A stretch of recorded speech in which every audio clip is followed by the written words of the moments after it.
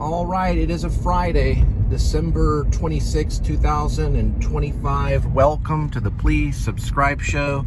I'll go ahead and put it up there. Please subscribe. And then if you'd like to support my channel, I always provide my PayPal, which I will right here. And hit that notifying bell so you're in the loop for the next video. I got that from somebody. There's Critter. He's an air freshener, probably loosely based on Big the Foot, I would say. Yeah, we lost a lead vlogger. It's been a very strange, mysterious Christmas. He was definitely probably my favorite vlogger. It was Adam the Woo. Found out his real name, David Adam Williams. You know, it's weird, when I did the little bio on him, I found online his name was Adam Devine. But it showed the photo of him wearing the Elvis glasses, so I believed it. But no, the last name is Williams. He's a son of a Protestant youth minister known as Jim Williams, which I've been reading a little bit about. Everyone's devastated. I got a little teary-eyed when I first found out from Video Bob Mosley's vlog, just out of the blue, when I was running some late-night deliveries. And I thought it was a prank. And when I saw that Video Bob was emotional, by the way, I really enjoyed Video Bob Mosley's vlog about the Christmas dinner, or I guess it was Christmas Eve dinner at the Vegas hotel. But he was pretty upset. Video Bob is from Texas. He's actually from Haltom. I saw his Deep Ellum vlog. I like that too.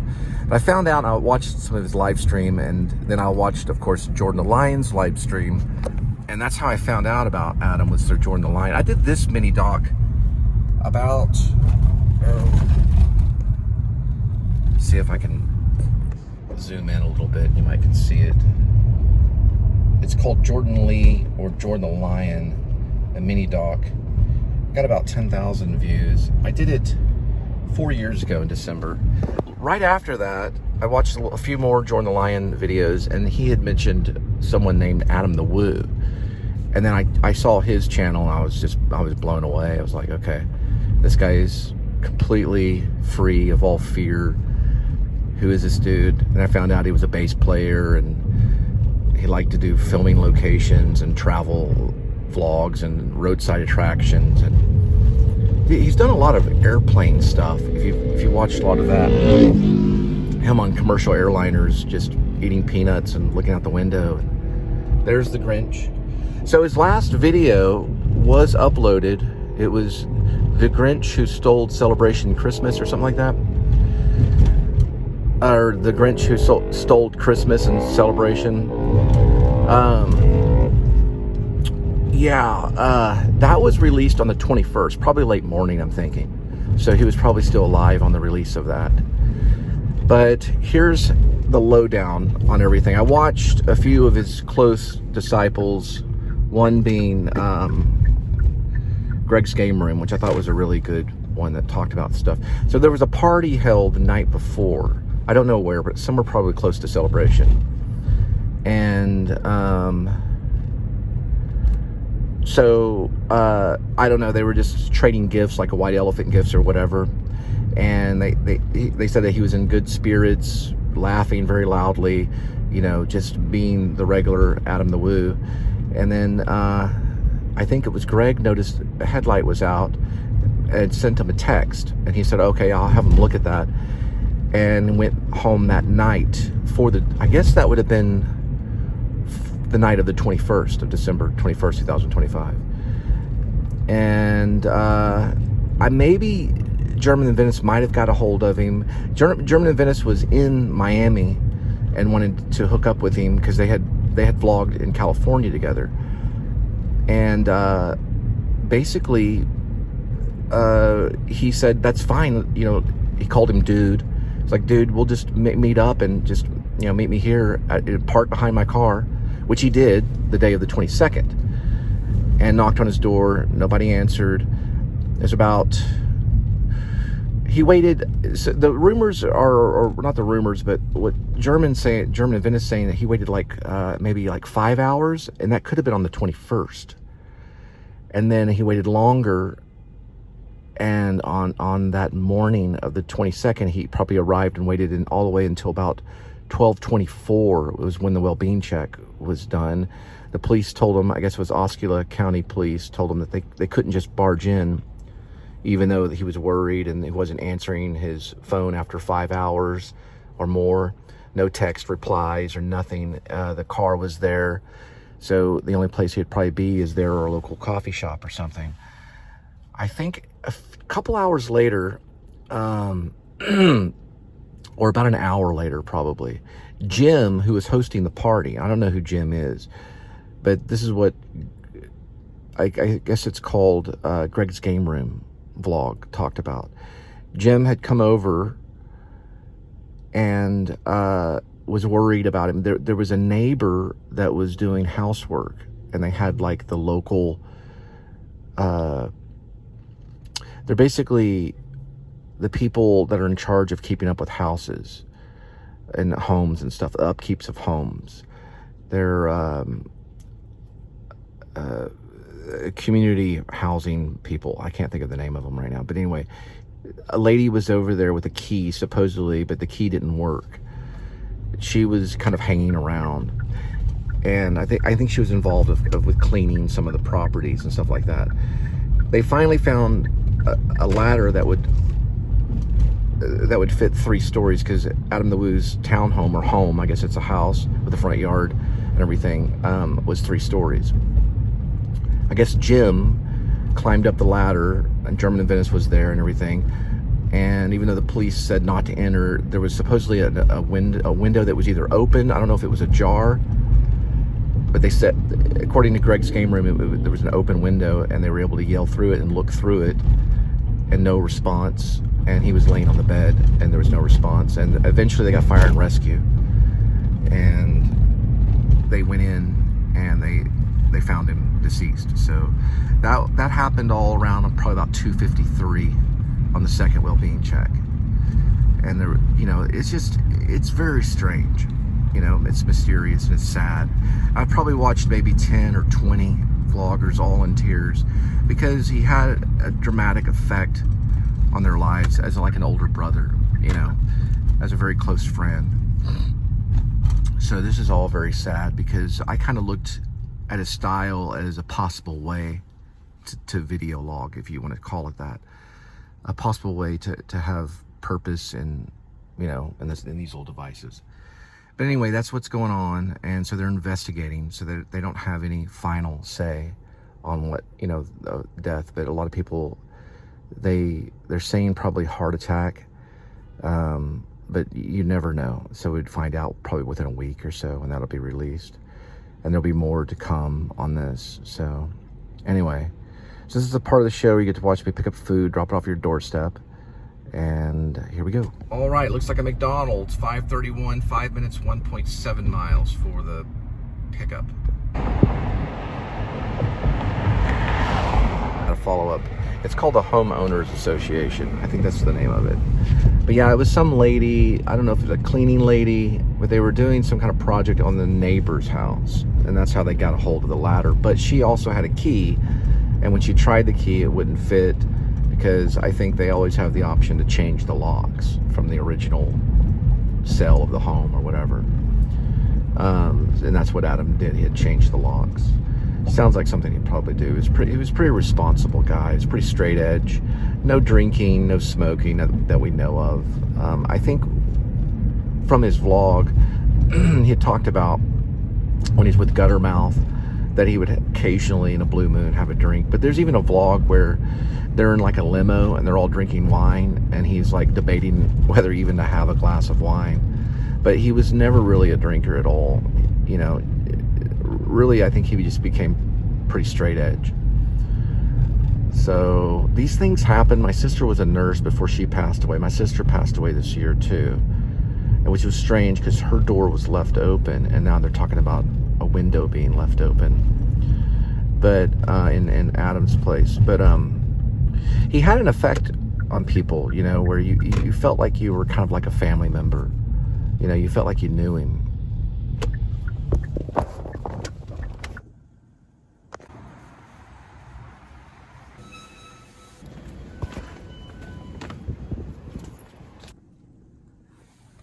right, McDonald's on the way.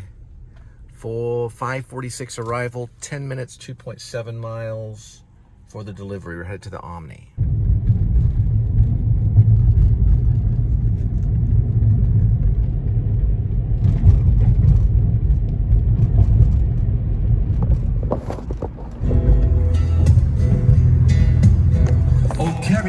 Well, I've been thinking a lot, when you've been doing something. I started all this in 2010 on another channel.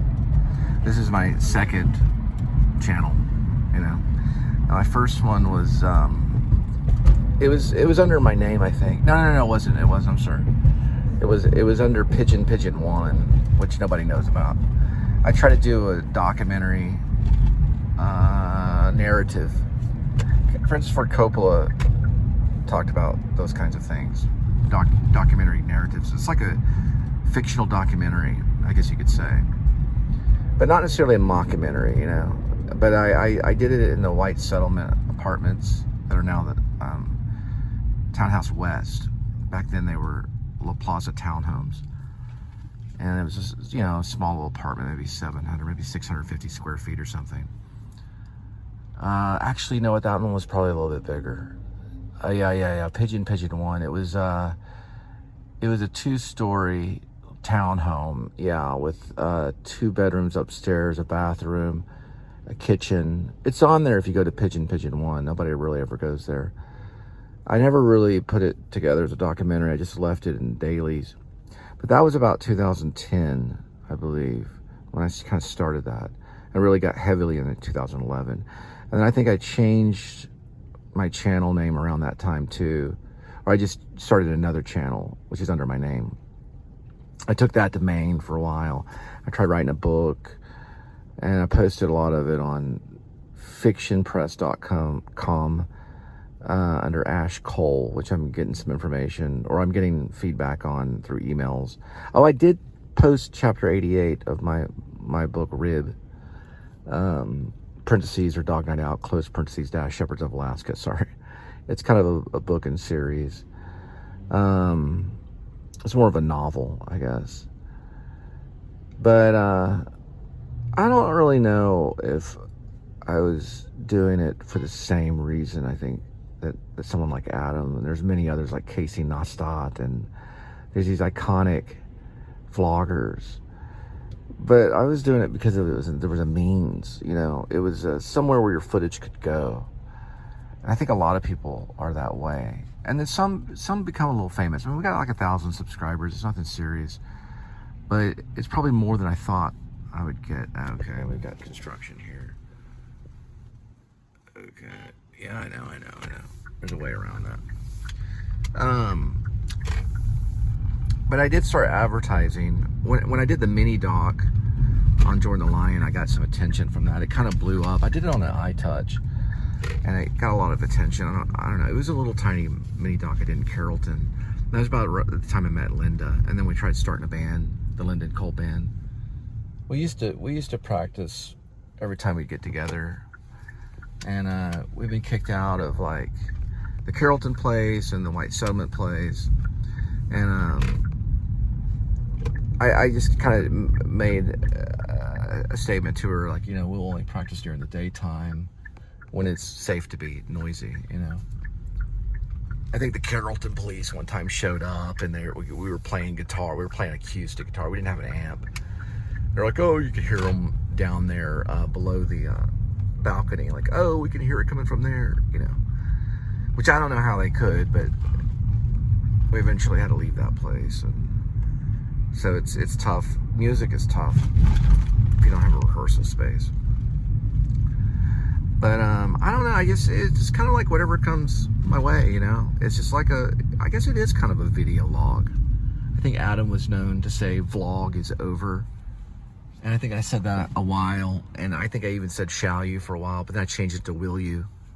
I didn't know that was his catchphrase. But that's what they're saying now. His dad, Jim, said to send any catchphrase that like, for example, there were cones, which that's not exactly a cone, but that's not from you know, from Adam per se. That's from another movie. It's from The Wedding Singer. But he coined it, you know. I guess he was a vlogger that was known to coin catchphrases, like Hitchcock would be proud was another one. Hitchcock would be proud. So you're hearing like a replication of his voice, just like he would do the same with Arnold Schwarzenegger. And it's a common thing within performers and actors, which is what he kind of was. Failed musician that was an actor. But he probably was a good bass player. You know, I hate to use the word failed musician, but commercially, you know, I think maybe he might have failed as a musician. Or he would have been a musician. I'm just being real. He would have been a musician. But he picked this thing up and he found a creative outlet in it, and it's kind of a way to make, I guess you could say, music in some way or another. And, you know, a journalist, a travel vlogger, you know. He was kind of a journalist, kind of like a traveling Fred Rogers, you know, but with punk rock tattoos. And he started the band New Threat, things like that. And his early vlogs are actually, I think they're cinematic. They're like, it's like little short films. When he was with Beth Vandal, I saw one of her vlogs. This was actually they started this in 1931. It's historic. It's actually on the endangered list for buildings. It's historic. It went into business in 1933. They used Bose Arts.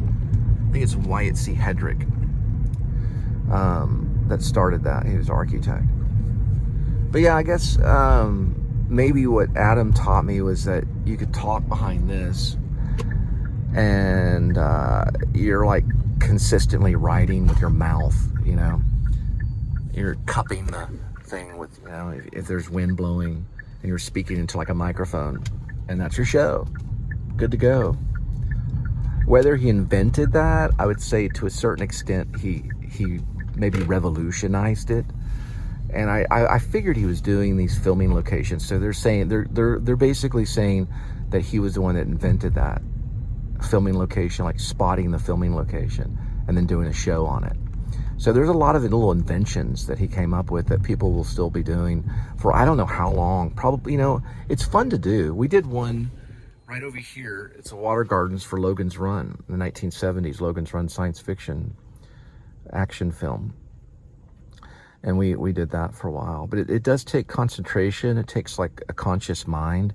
It takes a little more effort than just saying, look, that was Logan's Run. That's where they filmed it. And then over here is the Omni. You know, instead you're focusing in on one subject for quite a bit of time. I got to drop off this food. So, but that's really neat to do, you know, and it's really hard. And it takes your life to another level.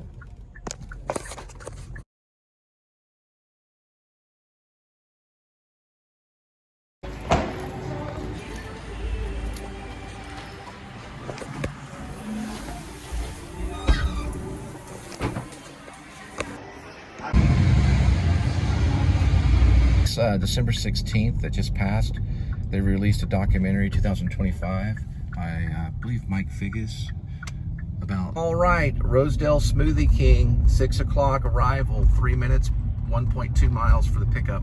It's called Megadoc. It's by Mike Figgis, who did Eternal Affairs with Richard Gere.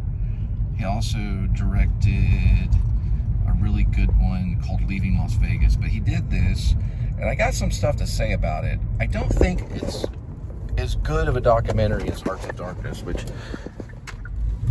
Eleanor Coppola, forgive my pronunciation, but she passed away this last year. That was Coppola's wife. She's in the Megadoc and still beautiful as ever. I appreciated the documentary.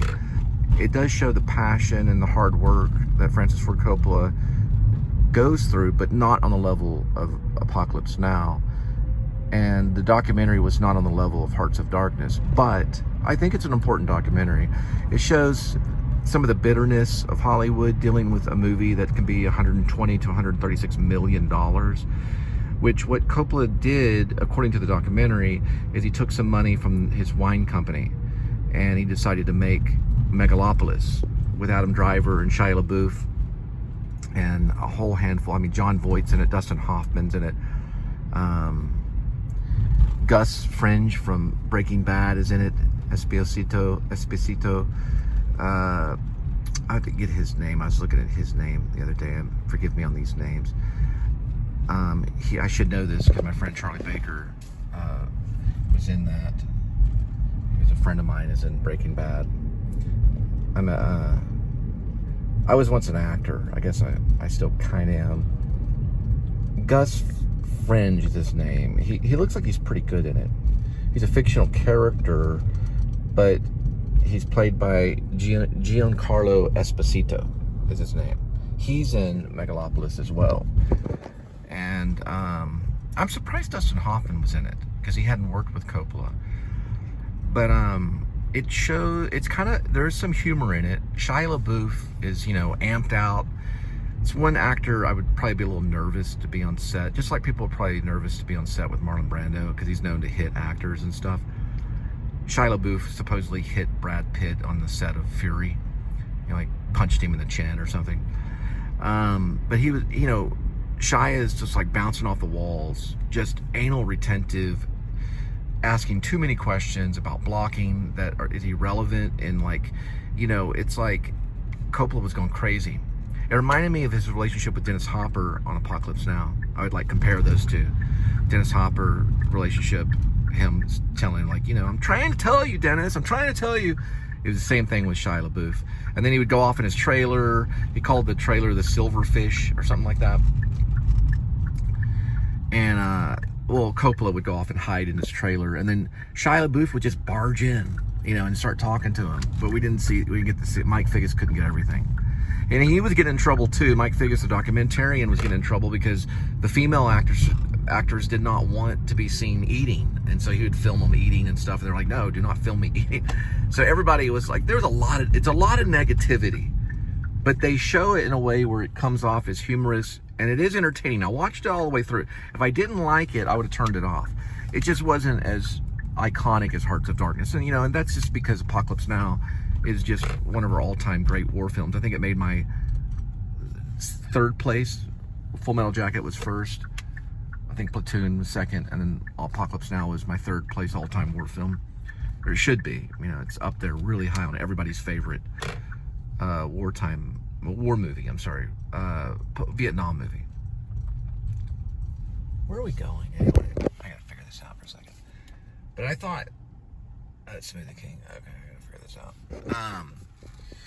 I don't think it was as genuine as Dennis Hopper and Francis Ford Coppola's struggle, because I really do feel that Dennis Hopper was struggling, and I do believe Shia LaBeouf was kind of pissed off. He's yelling and screaming.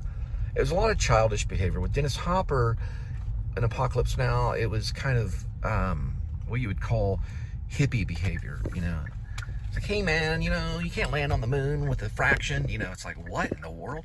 Smoothie King's right there. Stuff that just that was probably brought on by LSD. But I don't know, man. It looked pretty crazy. I appreciated it. I give it like a 7.4, which is pretty high up there. But I give Hearts of Darkness like maybe a 10 for a documentary.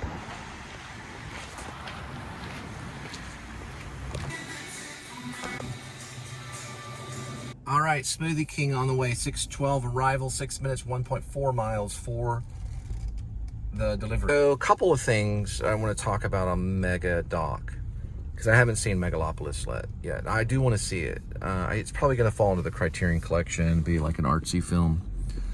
Okay, so the age of Francis Ford Coppola is like in the 80s. And believe it or not, he seems pretty well put together. Like mentally and stuff. He's still kind of there as a director, even though he's pretty old. But he could still handle it. He knew what he wanted, regardless of this. I guess it was what the set decoration team that pulled out. Beth, I think was their name or something like that. They pulled out and they were like, no, we can't deal with him anymore. They were kind of. But I was impressed that Shia LaBeouf, for one thing, wanted to be in the movie. He did want to be in the movie because he was afraid of being fired. But Coppola wasn't going to fire him. Coppola dealt with Marlon Brando, I think there was a joke well, Lisa didn't show up on set 700 pounds overweight, blah, blah. I don't think Brando was that. He wasn't the whale, on Apocalypse Now. It wasn't that bad. there was a couple of things. Okay, so Shia LaBeouf and him are kind of the leads in that doc. I don't think they're that way in the movie. And it is funny, watching them. And I think Shia says something like, well, they get in this conversation, Coppola and him, Francis Ford Coppola and Shia, like why Coppola is doing the movie, the real reason. And he's, Shia tells him, you're doing it for love. And he's like, no. And you're shocked. You're like, what? And of course he's doing it for love, but he's trying to make a point. Coppola's trying to make a point about something, about Cassavetes and these low budget filmmakers that were able to be free, but that's not, he wasn't doing it for freedom, and he wasn't doing it for love. He wasn't doing it for money. Coppola wasn't doing it for the Oscars. He tells Shia, I already have Oscars,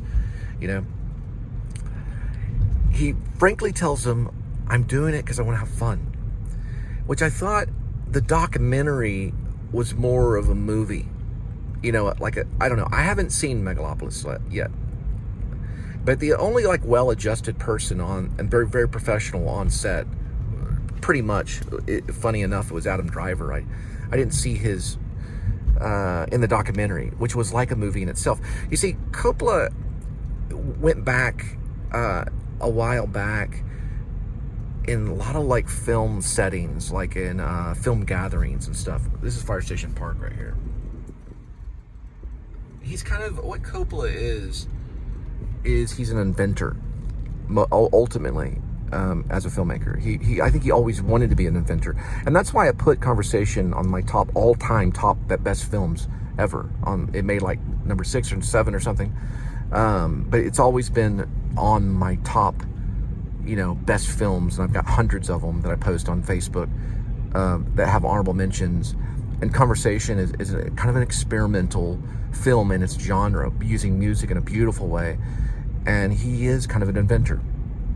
I think that's what he is. He's trying to find something for the first time. But he was telling him that he was trying to have fun.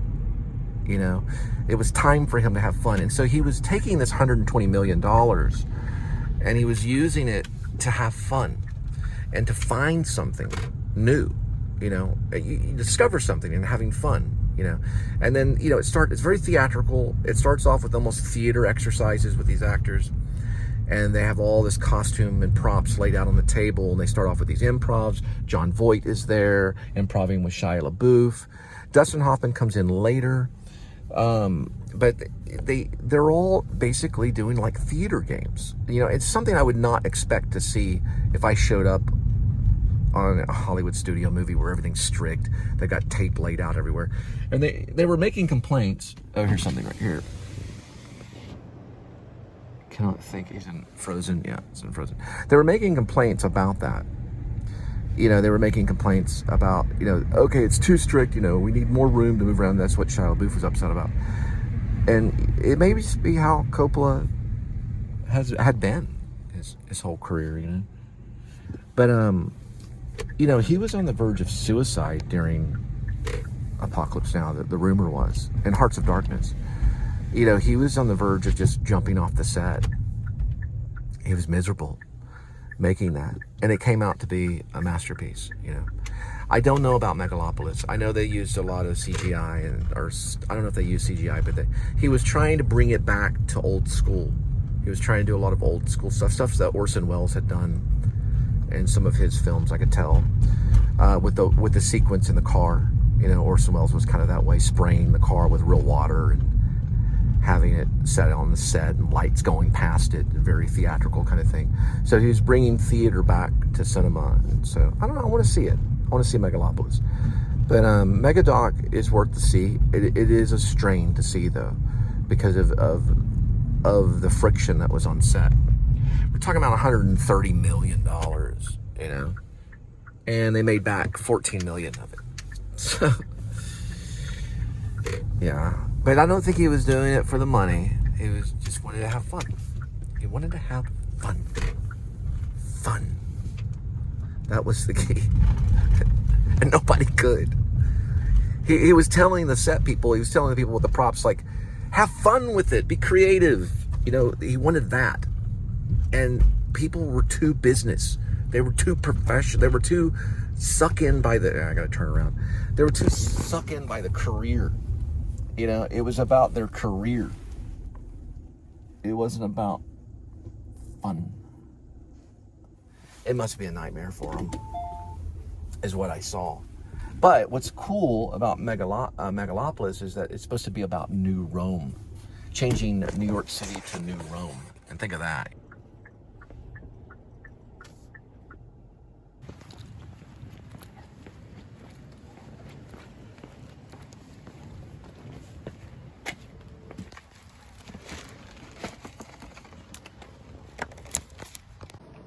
All right, we got two of them, Lisa's Chicken and the Grocery Warehouse. We're on our way. Also on Criterion Collection channel, or the Criterion channel, I got to watch Salesman. It's a 1969. I think it's pronounced Marcellus Brothers. It's a documentary about these Bible salesmen, and it's direct cinema capturing. Oh, we've got some stuff right here. Cool. Consumerism and delusionment. They're selling Catholic Bibles, and it's brilliant. I got to watch it. It's captivating. It's probably going to go off one of my top documentaries. There are brothers who made a documentary about these salesmen, and they go all the way from, like, I don't know where it starts off, but they end up in, like, Florida, I think, like in tropical climate, selling these Catholic Bibles and struggling. It's all done in black and white. Brilliant. It's where you ever hear the theory of the salesman that's a rabbit or a bull, and they have like the characteristics of a rabbit, or they have the characteristics of a bull. Have you ever heard that? Have you ever done door-to-door sales? They talk about that. They're probably quoting that documentary, Salesman.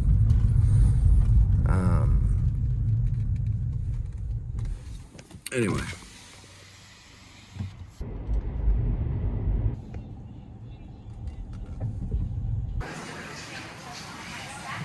Okay, next pickup is going to be Signature 2-ply double softly bathroom tissue and Sudafed.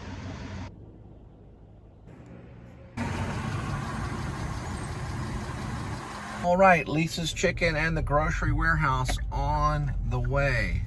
6:32 arrival, 3 minutes, 1.2 miles for the delivery.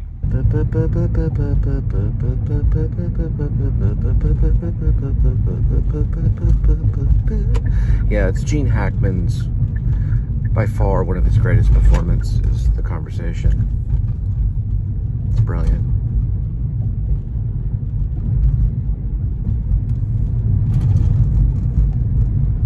Especially the ending, the reveal at the ending, where he thinks there's a bug in his house, so he takes it, like every single part of the house apart, and he's just sitting there with the saxophone playing.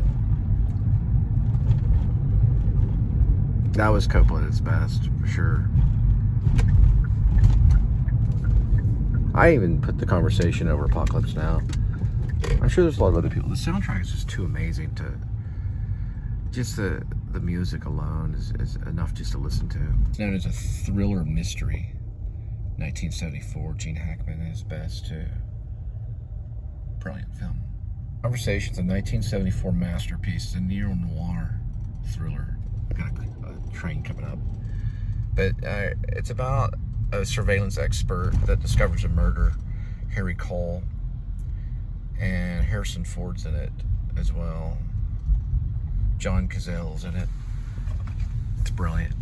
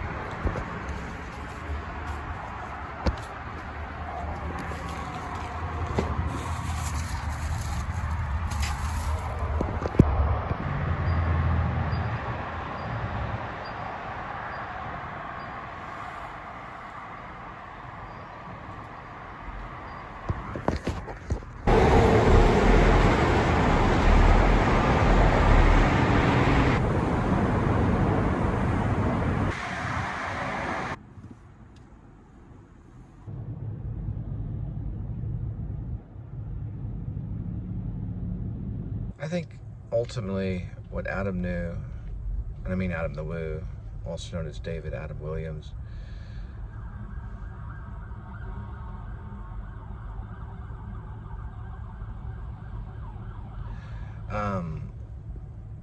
he could stay in Florida at the feed store, at the small apartment, which is where he was. Everybody knows that the apartment's, you know, legendary. People will go by, they'll probably leave stickers there, maybe flowers, maybe they'll just go by and vlog it. I don't know where it's at, but you could find it, you know, GPS coordinates, all those locations, because he became as iconic as any movie star, I would say, if not more. Supposedly, whenever he met up at the mall, it was like the line was, I think it was like Van City Mall or Van Mall or something like that. The line was wrapped around the place. But what he knew was he could stay there in the feed store and just work there as a stalker, or he could jump in his van, put an air mattress in the back, and save as much money as he could to get around and invent these different video logs that you can do to entertain people. And so he chose to follow that dream, you know, to entertain people and to be like a travel vlogger rather than just be like a manager at Kmart, you know. I do not blame him. Do not blame him.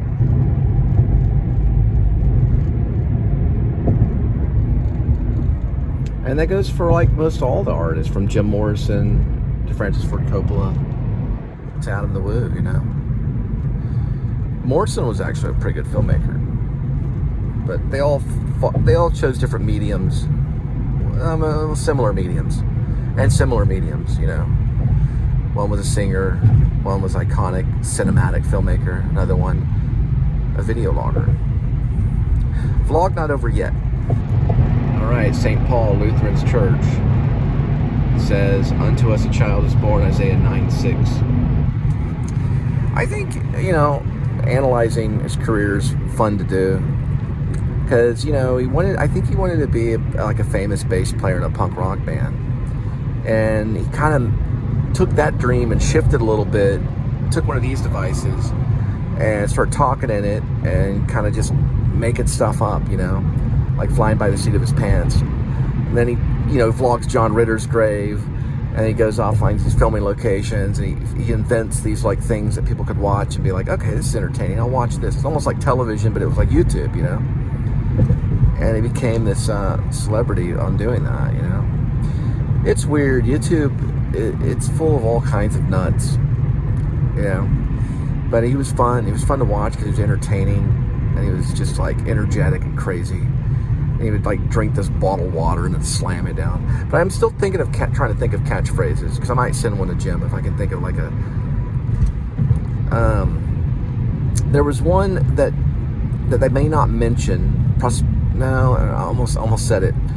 But German of Venice tried to say it in his most recent vlog. German of Venice did a remembrance vlog, and it's something that he said that he would video something just for the sake of, and I can't think of the word either. I'm like stuck with like German of Venice. He was really good with language. Adam was, even as a young child, you could tell he was gifted. He was gifted with the tongue. All right, HG Supplies on our way, 6:52, arrival 3 minutes, 0.6 for the pickup. The word that German in Venice was looking for is posterity, and I'm gonna look that up in a minute, because Adam's book, if he would have wrote a book about his life, it would have been very intelligent. He was good with words. He was a word crafter. They're from Missouri.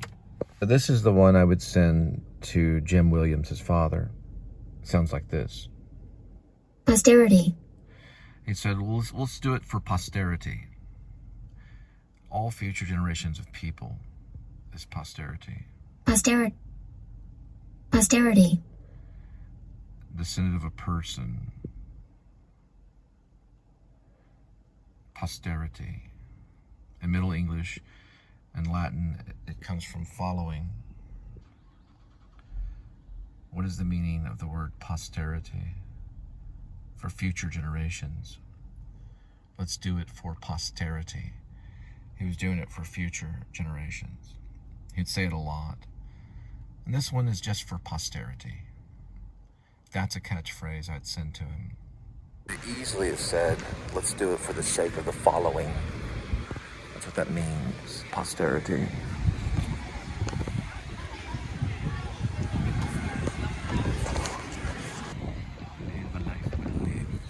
All right, so we've done most of all of these for the Eamon Carter, the Carol Romero, the Denise Abbott, the Porter, the Sepperl, the Purple Jones, the Paul Greenberg, Adolph Meyer, the Bodine, Vaughn, the Corpon. I don't know if we've done this one. 1956 Elliot Erwitt. It's a gelatin silver print from Eamon Carter. It says George Perdican, Houston, Texas. They've got 45,000 prints from 450 photographers for the Eamon Carter collection, photography collection.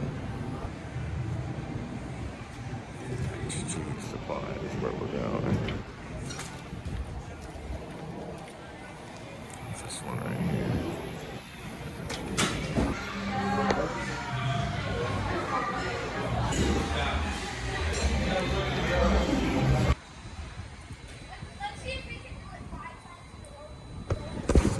It was like a department store like Neiman Marcus. They've turned it into, I think these are going to be, it might be apartments. No, I don't know, we'll find out. It says for employment opportunities coming soon, summer of, and it's cut off. Pottery Barn's going to be there. Might be office. Those could all be offices, but they may turn into apartments. I don't know. It's called Regas. Probably a combination. Right, HG Supplies on our way. 7:09 arrival. 8 minutes, 2.6 miles for the delivery. I didn't want to bring this up because this shows a lot about Adam the Woo's passing. But I watched Park Pass. He's kind of the funny guy that's very energetic. Well, supposedly he got a call from Justin Scard. But on his vlog, he says the 20th. And I'm like, what?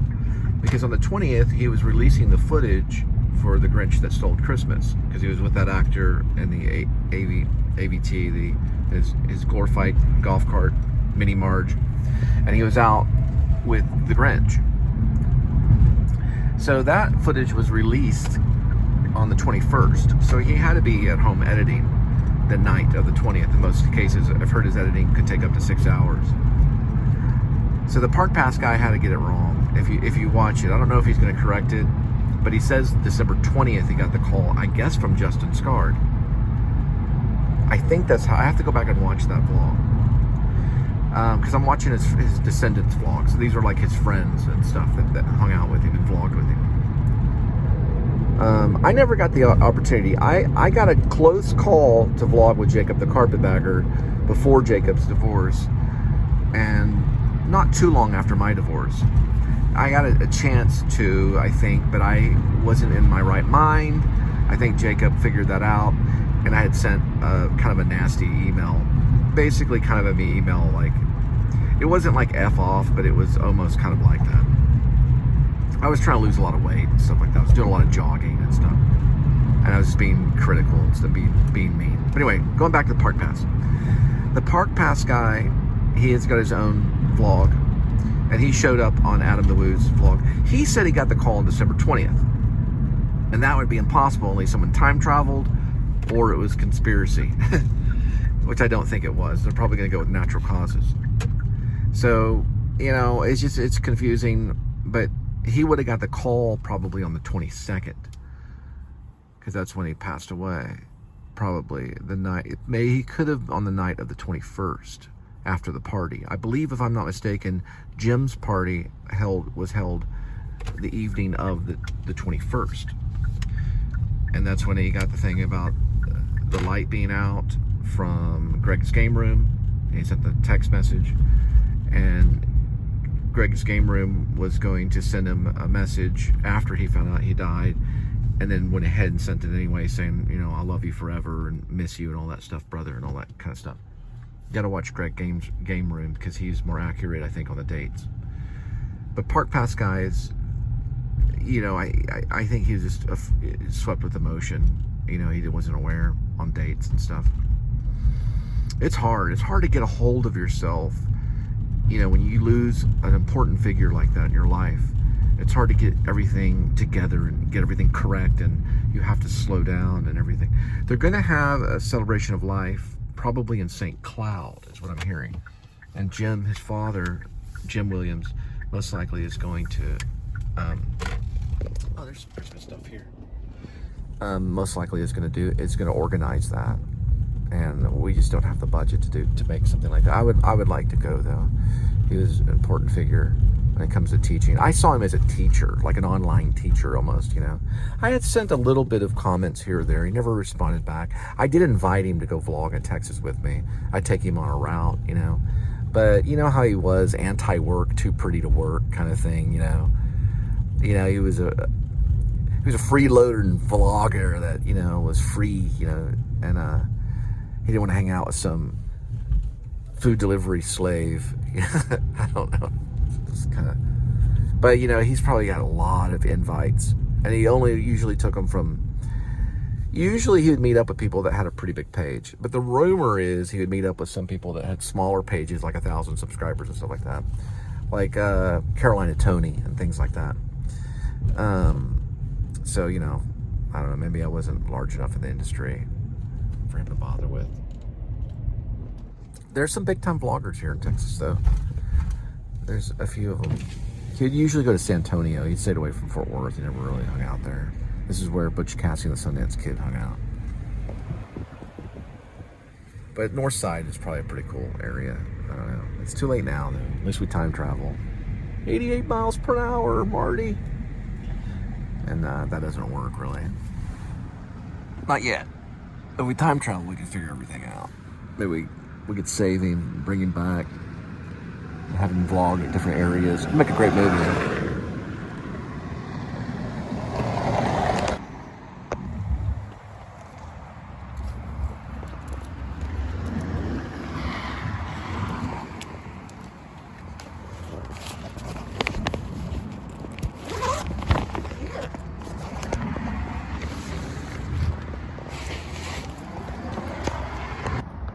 McDonald's on the way, 7:14, 2 minutes, 0.9 for the pickup. McDonald's on the way, 7:27, 8 minutes, 2.6 miles for the delivery.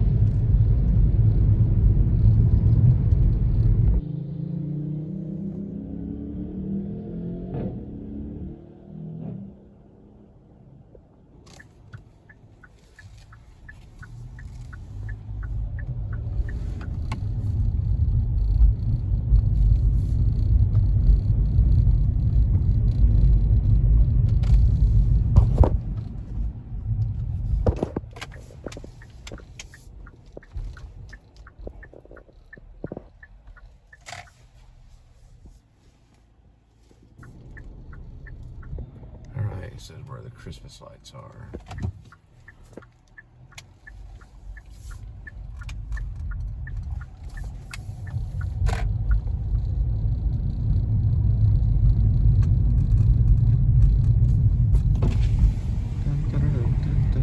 Oh, this stuff is brilliant. It's kids' children's display.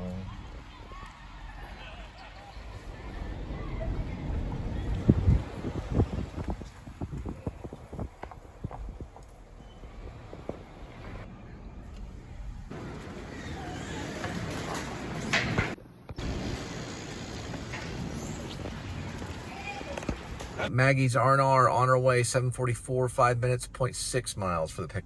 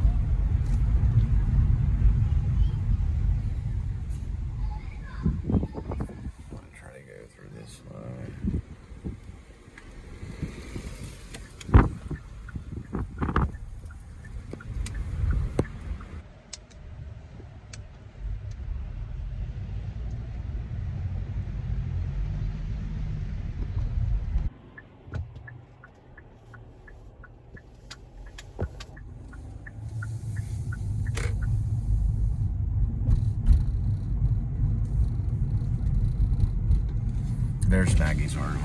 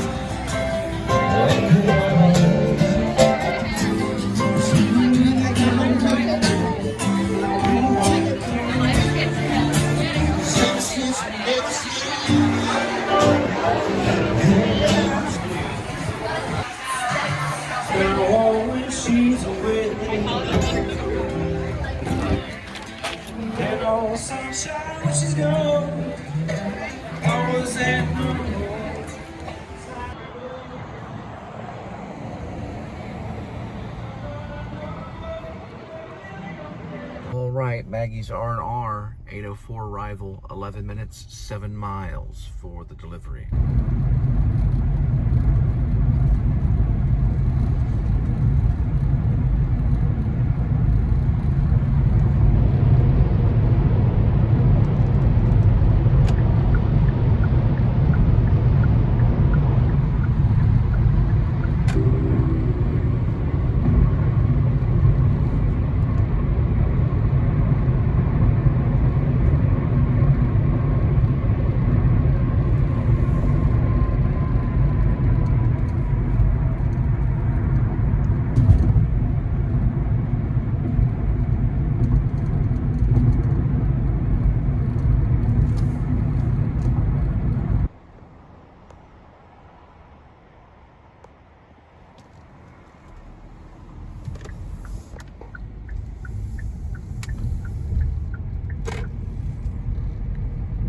Tallwood. This one might win over here. There's one of their competitors. Yeah, I'm probably gonna give it to this house over here. Alright, press Grinch, his characters on Tallwood. This one right here.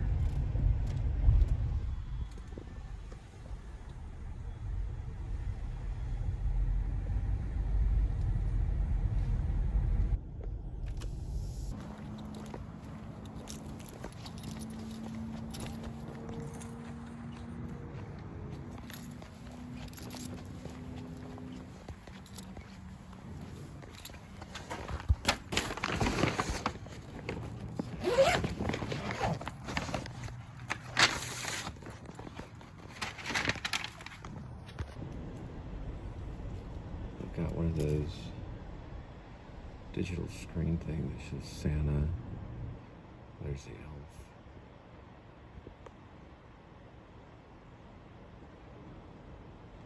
It's like a digital projector.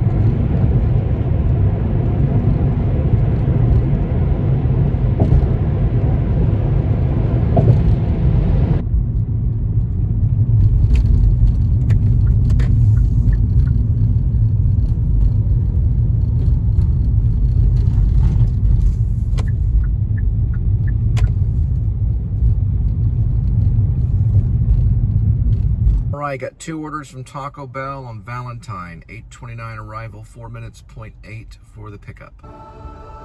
All right, Taco Bell on the way. 8:46 arrival, 10 minutes, 6.5 miles for the delivery.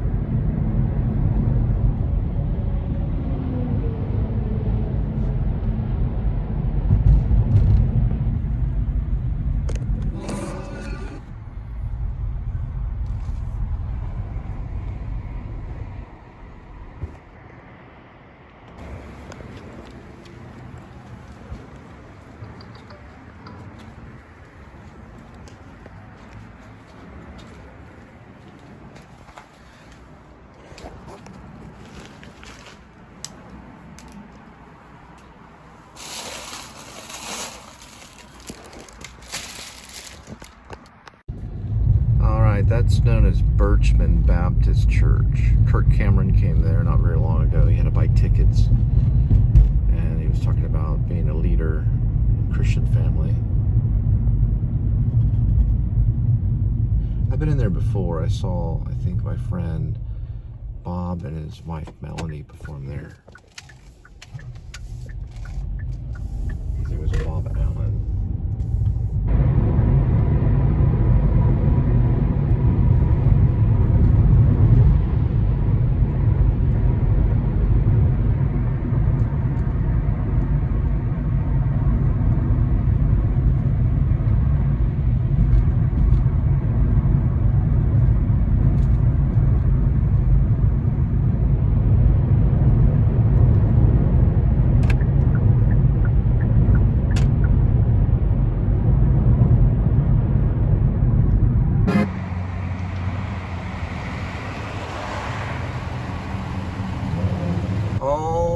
Torchy Tacos, 9:05 arrival, 3 minutes, 0.9 for the pickup. Okay, Torchy's Tacos, the Democrat, with corn, no avocado, no cotija, no onion diced, and it has milk. I guess because of the cheese. The taco's called the Democrat.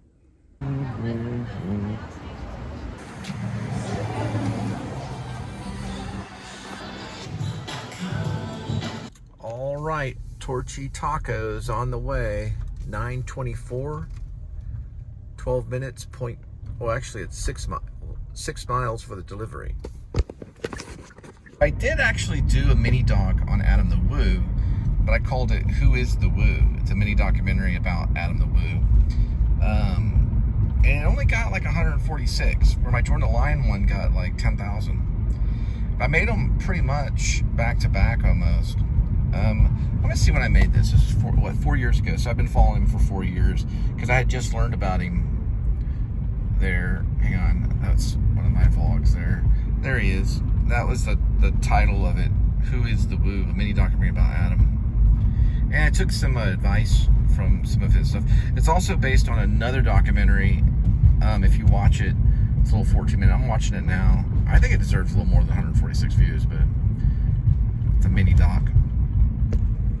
Because Adam sometimes films things that are ordinary or, you know, just off the wall. Like, I think I was tired that day. You know, like it's still information for posterity. There is an actual documentary called. It's done all in dissolves. I believe I used an iTouch. I'm going to show you right here. An Apple iTouch. So, Exit Through the Gift Shop is an infamous. Oh yeah, I was comparing him. I remember that. Street artist. Compared him to Exit to the Gift Shop people like Dr. Brainwash and Shepard Fairey and Banksy. And I think that was probably an honorable thing. You know, those guys were actually probably a little bit bigger. Especially Banksy. Banksy's freaking... Banksy goes for like, what, $1 billion?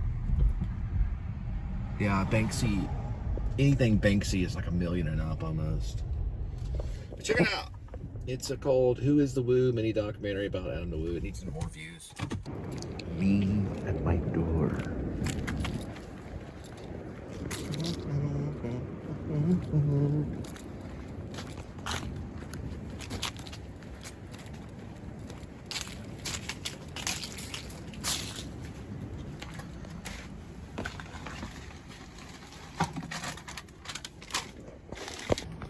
All right, Joe's Pizza and Pasta on our way. 9:42, 3 minutes, 0.8 for the pick.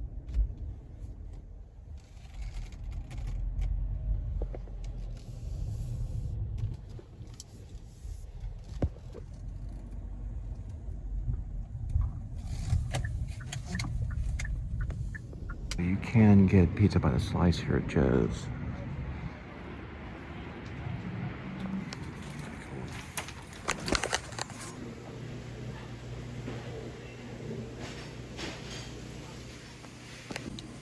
Yeah, their pizza slice there is like a little under $4. That's pretty good. Right, Joe's Pizza and Pasta on the way. 10:07, 16 minutes, 5.1 miles for the delivery.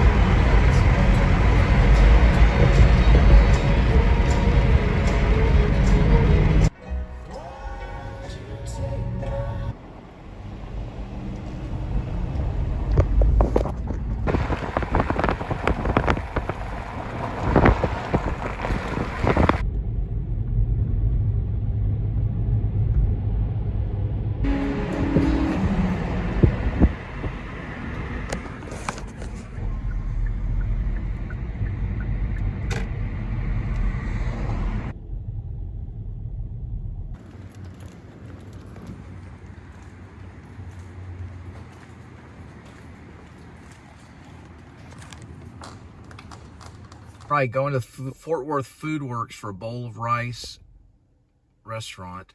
10:16 arrival, 6 minutes, 1.6 miles for the. Sorry, it's called bowls of rice. It's at a place called Fort Worth Food Works. And it's bowls of rice.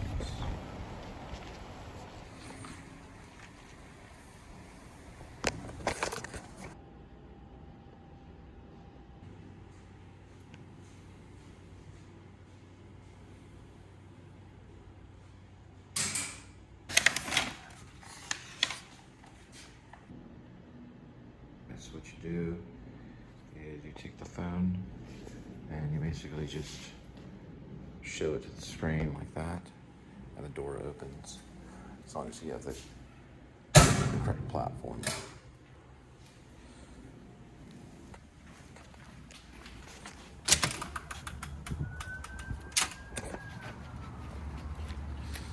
It's also known as Cole and Food Pickup, Fort Worth Food Works. All right, bowls of rice on the way. 10:31 arrival, 10 minutes, 3.5 miles for the delivery.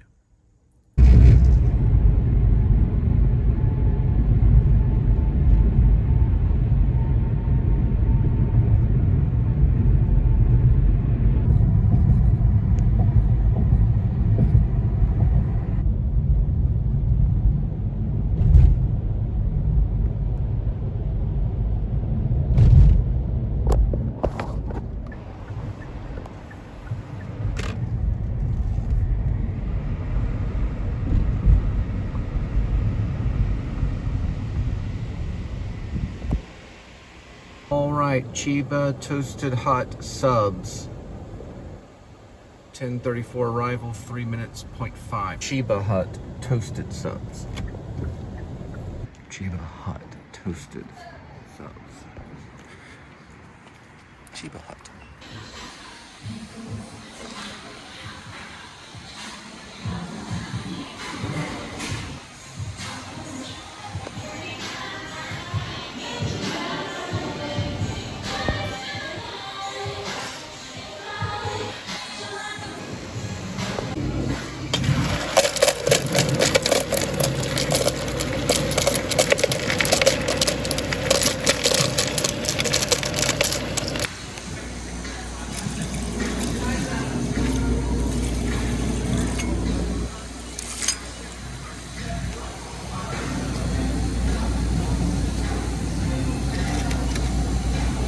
Chiba Hut Toasted Subs on the way.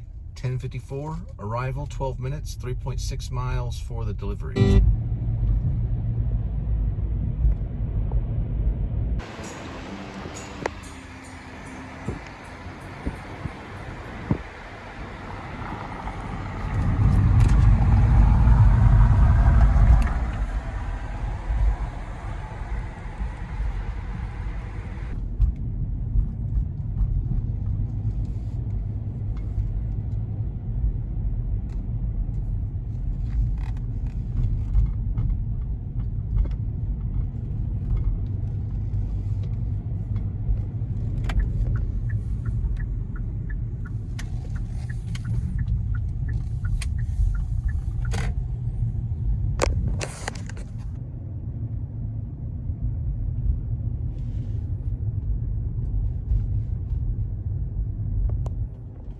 A lot of dinosaur Christmas stuff going on this year.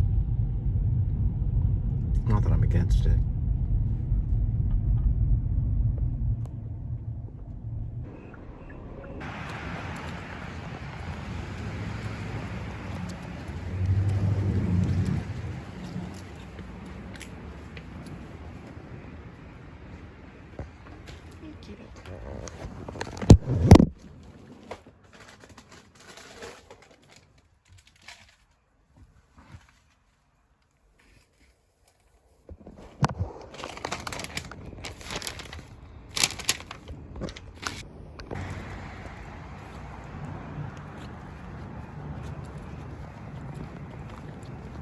Right, that's the last one for tonight. We're gonna head back to feed Kitty. There was one of the runs, the Disney run at Disneyland. That's Life and Beyond, I think. There's a Disney group that knew Adam. Let's see, Moving Forward, Best Life and Beyond. Yeah, I remember seeing them a few times.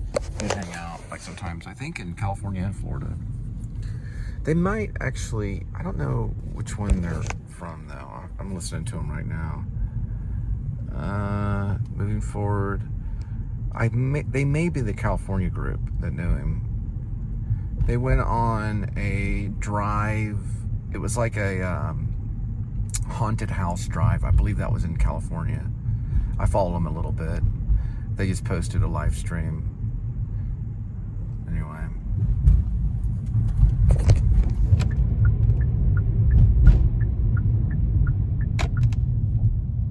We're keeping the subject on the good stuff They're Calabasas with him group. and any energy, memories, I got a love, story. happiness. It's a tribute vibe. About Yeah. Calabasas. They're from Calabasas. Yeah, I was in a play, Midsummer Night's Dream. I played, I believe in Calabasas, I played Starveling, the Taylor. Here, and I did it in North Texas or Denton area community theater. I played Demetrius. But yeah, I played one of the mechanicals. And we would go to rehearsal. This guy named Al Charlins. He was from the Royal Shakespeare Company. He was there directing, you know, and he had this British accent. He was like, oh, very good, that's very, very good. What other accents can you do and all this stuff? I was driving, and there was, like, here we have red lights, like left arrow, and then they turn yellow, like that one right there. See, they turn yellow. They'll turn red for a minute, then they'll just turn yellow. I was on, like, coming out of rehearsals for this, I don't know where this theater was. And we always had a full house, I think, almost every night. But it was a smaller theater. And I was turning left, and I guess it was red. And I got hit by a motorcyclist and his friend. It was this lady and a guy. This guy was wearing a leather jacket. They went flying over my car. Luckily, the guy that was driving wasn't hurt. The lady actually broke her ankle. It was really bad. And when the police arrived and everything, I thought they were going to cart me away. I was actually looking at a mobile gas station. You know, it was like over this way. And they just came out of nowhere. I don't know if they were speeding or what. And I don't know the details of it, but it was the scariest thing. And it crushed this side of the door. I'm talking about, like, instantaneous. Everything went in slow motion. Glass went everywhere. And the guy was wearing this huge leather jacket. And it was just the craziest thing. But the officer, you know, I like laid down my wallet and keys and everything. I was like expecting to be carted off. He just said, "You were just in an accident." And I said, "I know, but didn't I run in front of them? I mean, I thought I saw, you know, I think it probably was a red light or red arrow." He said, "Look, I just did that the other day." That's what he said. And I said, "Okay." And, you know, we exchanged insurance and all that kind of stuff. And then we had to go through the whole thing. And she hurt her ankle. And it was, they did get there was an ambulance there. It was like the worst thing ever, you know. They went flying, you know, like right in the intersection. Craziest thing. But that happened in Calabasas. I just wanted to vlog that. It happened probably like in 2001, I think. Probably not too far after December, because I think I got to California December of 2000. So it turned 2001. It might have been in January or February. It probably was, because I had to be there for a couple months before. That was before I met Drake Dormus out in Orange County. There's the Grinch right there. But it was the craziest thing ever. I'm just glad that everybody survived. Came like a family, the way we were, so much so we all started living together. We actually we lived in Malibu full time, and Hey, Rio, we are going to be right there. We're going to be walking there. You know what I mean? And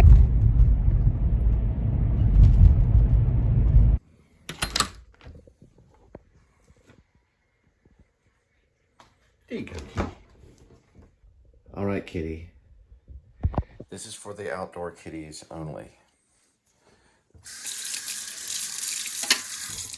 So, it's this stuff that I'm feeding them. It's known as Pet Pride. I wouldn't give it to your regular pet. But for outdoor cats, it's probably okay. They get at least something, so. All right.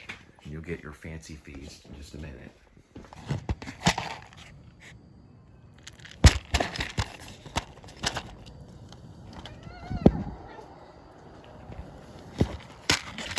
Here we go with today's kitty.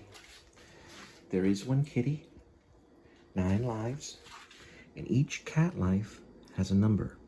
Numbers 1 through 9. Swirl the leftover cat food. And pick a cat food. Today's kitty will be having Fancy Feast salmon shrimp grilled and a mixture of this leftover seafood feast. It only has a little bit left in this one. Kitty, if this might be enough right here. Let's see. Yeah, you know what? This might be enough. It usually doesn't finish it all anyway. That should be enough for him. Okay, let's push this over here so you don't knock it off. There you go. I'm basically going to be having what's known as Porkchop nachos. I don't know if you know about it. They're rare, but they do make them. So basically, it's just going to be these restaurant-style generic chips. And I'm going to litter some quesadilla sauce and a Mexican-style blend. I'm going to crumble up this leftover mushroom on it and probably chop up some of these onions on it. And here's the amount of pork chop. Should be slicing little pieces. Okay? Right. So I'm laying down the quesadilla, shredded cheese as a base. Now, what we've done here is we've done the pork chop, the mushroom, and I believe it's called, let's see, what is it, Italian flat. But it's Italian flat red onion, I think is what they call it. We're going to top it with that. So we're going to put this down as a base for the cheese. This is the protein, which is pork chop, just like that. Then We're going to do onion, mix the onion in there.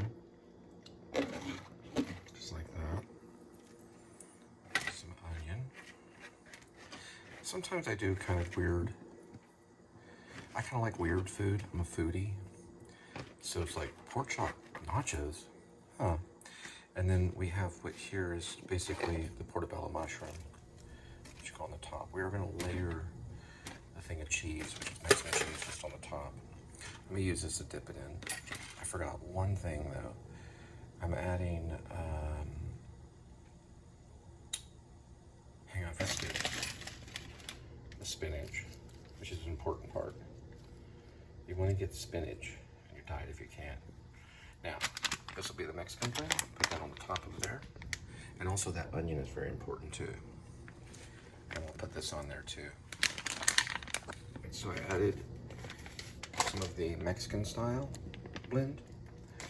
And then I'm gonna add a little more queso on the top here for nachos there. Now, we are adding one more. You only have to put these in the microwave for probably about,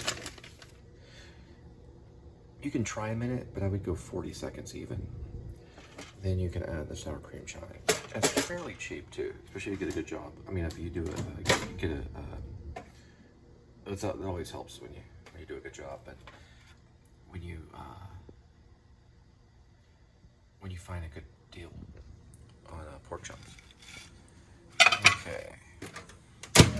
Time cook 41, and we'll see how it is after that. All right, we'll do another 30 seconds. I'll be using this fresh craving salsa. I already fed you. Kitty wants more. Can I have more, sir? Can I have more? Let's see how it is right here. Yeah, that should be about good. Okay, this is actually Ortega, and it's pretty good on the top.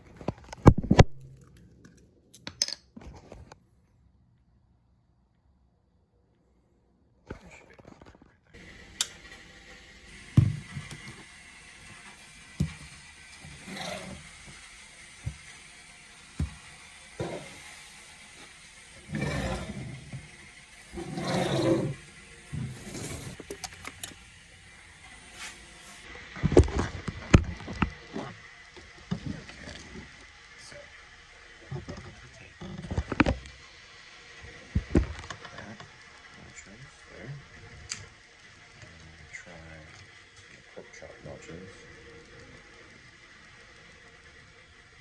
And get it set up here. Kind of see the steam on it there. Do that.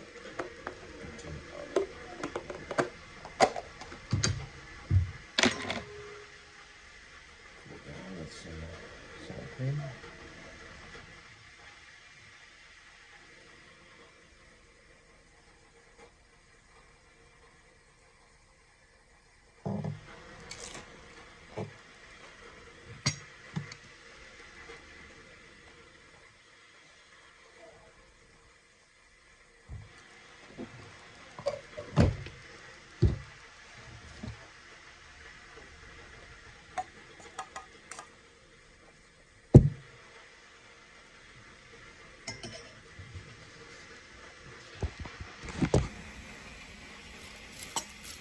That's part of the pork chop there.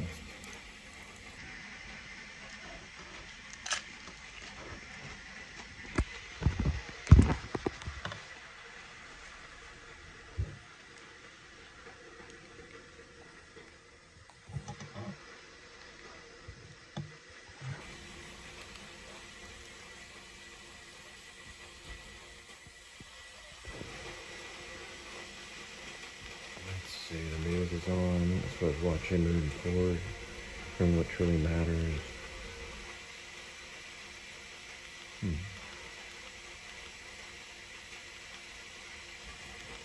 There's Crystal Girl. There's so much stuff on that movie right now. It's pathetic. It's a lot of stuff. Charlie Vance went out and did a Back to the Future. That was a month ago.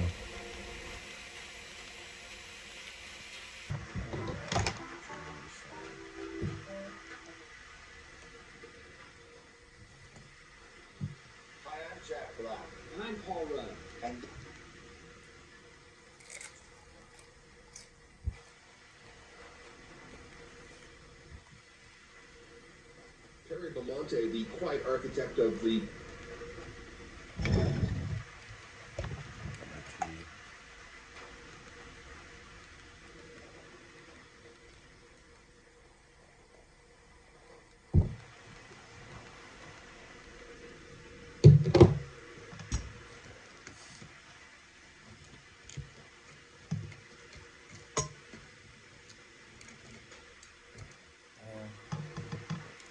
super cheesy.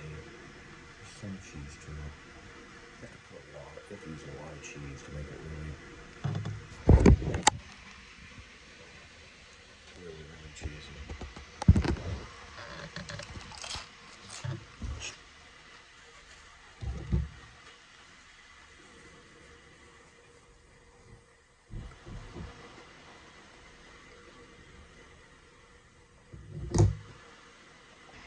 There's one right there. There's some cheesiness.